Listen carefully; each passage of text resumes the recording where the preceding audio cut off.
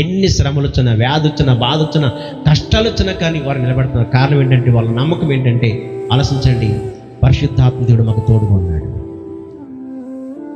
మా యొక్క హృదయము నిబ్రమగా ఉంది ప్రభువా, యేసయ్య మా యొక్క హృదయము నిబ్రమగా ఉంది, మేము పాడుచు సుతుగానము చేసేది.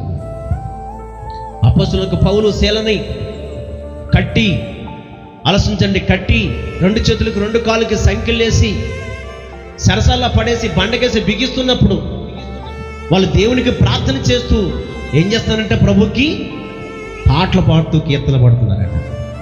ఏంటి వాళ్ళ ధైర్యం ఏంటి? సరసాల్లో ఉన్నారు కదా వాళ్ళు. సరసాల్లో ఉంటూ అద్భుతండి, సరసాలు మామూలుగా ఉన్నారనుకుంటున్నారా? ఒళ్ళంతా గాయాలే, రక్తాలు కారిపోతున్నా కానీ, గాయాలతో ఉన్నా కానీ, సరసాల్లో ఆలోచించండి, బందీ గృహంలో ఉన్నా కానీ